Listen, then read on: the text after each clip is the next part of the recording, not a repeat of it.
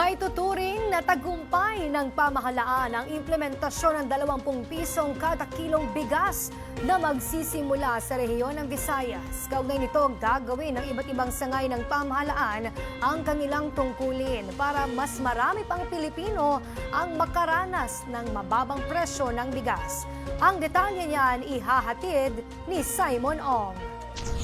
Isang malaking hakbang tungo sa mas abot kayang bigas para sa lahat ng pamilyang Pilipino ang naging hakbang ni Pangulong Ferdinand R. Marcos Jr. na ibaba sa 20 piso kada kilo ang presyo ng bigas. Para kay House Speaker Martin Romualdez, itinutupad lang ng Pangulo ang kanyang hangarin para sa mga Pilipino. Aniya, simula pa lang ito ng pagbabago at layon ngayon ng buong gobyerno na masundan pa ito hanggang maabot ng programa ang bawat sulok ng bansa. Nagpasalamat din si Speaker Romualdez sa mga lokal na pamahalaan sa Visayas at tinawag na isang halimbawa ng tunay na bayanihan economics dahil sa kanilang pakikiisa at pagtulong sa gobyerno sa gastos ng subsidiya. Binigyan din naman ni Speaker Romualdez na ang buong Kamara ay nakatuon ngayon sa agricultural modernization, kagaya ng mechanization, distribusyon ng high-quality seeds at iba pang hakbang nang sa gayon ay matiyak ang abot kayang bigas ay maipagpatuloy kahit na matapos ang naturang implementasyon. Kumpiyansa rin si Speaker Romualdez na magagampanan na senatorial slate ng Alyansa para sa Bagong Pilipinas sakaling maluklok ang lahat sa pagkasenador ngayong halalan ang mas mabilis na pagsulong sa reforma sa mga hakbang na makapagpapabuti sa sektor ng pagsasaka tungo sa mamimili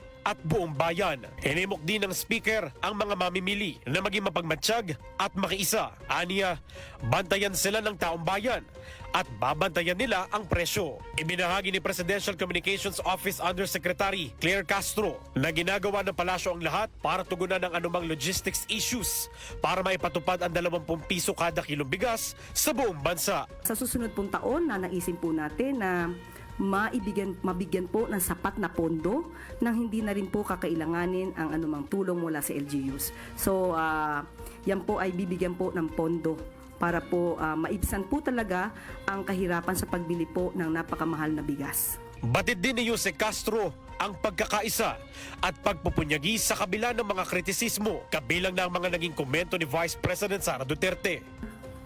At tunay na Pilipino ay dapat sumusuporta sa kapwa Pilipino, lalong-lalo na sa pinuno ng bansa.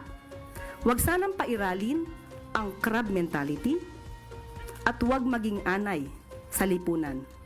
Magkaisa tayo para matupad ng Pangulo at ng pamahalaan ang mga aspirasyon para sa taong bayan.